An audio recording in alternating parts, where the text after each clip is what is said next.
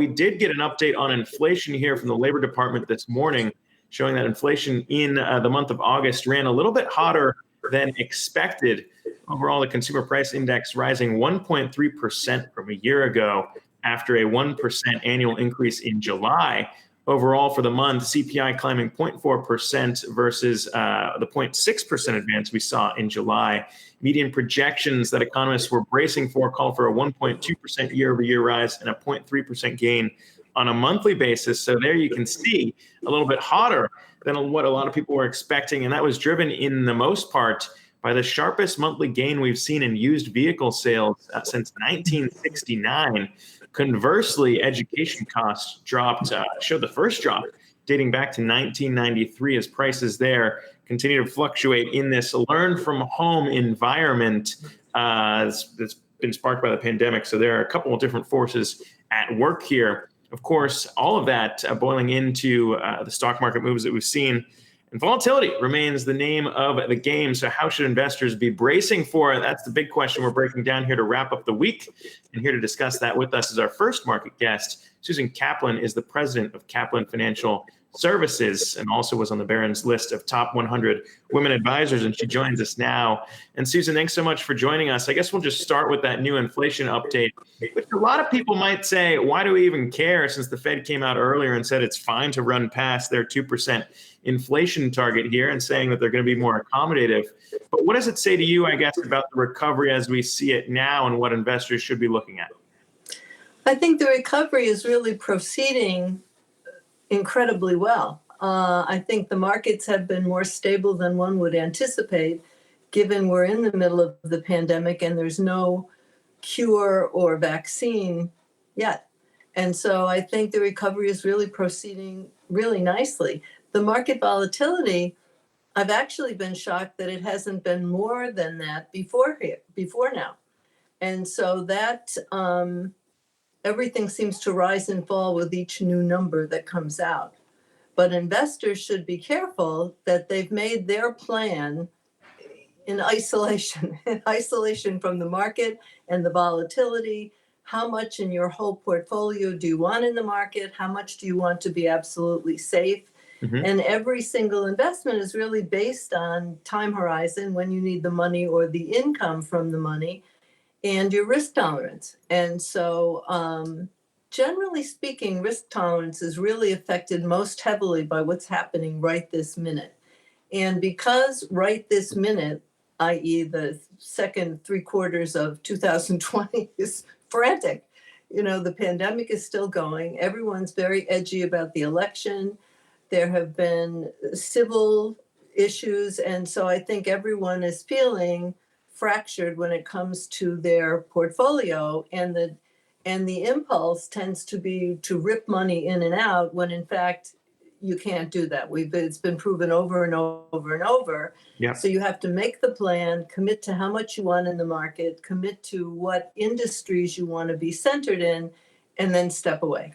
And that's one of the things, too. We were talking to Dan Niles yesterday about how volatility might have been heightened through all this. He made one point there that participation from retail investors has risen since the pre-pandemic era, like 25% now in terms of volumes versus what we saw at 10% before. So a lot of these jitters could be driven by exactly what you're discussing in terms of maybe people not bracing for some losses here, expecting stocks to only go up in value. We know that's not the case.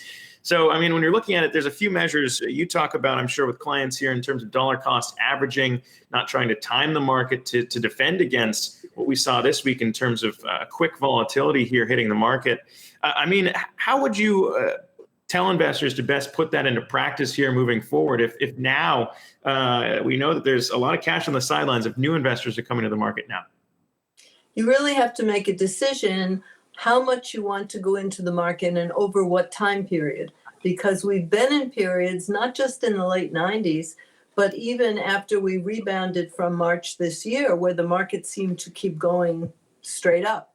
And if you're always waiting for a market drop, and we're in a very robust market, you can sit on the sidelines in the money market for weeks and then regret all the growth you didn't get. So you make and commitment to yourself, how much is going to go in over what period of time, And then as that week or month or whatever elapses, you put it in regardless. And so that's by far the best way to do it.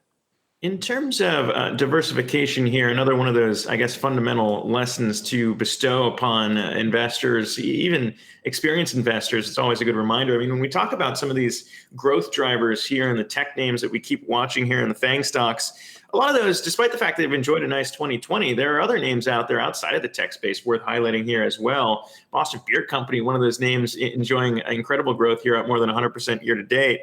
So, I mean, when you talk about diversification and where you see opportunity now, what are you looking at in terms of the sectors you enjoy for people to take a look at? Financials, not banks, but Visa, MasterCard, Walmart, Costco.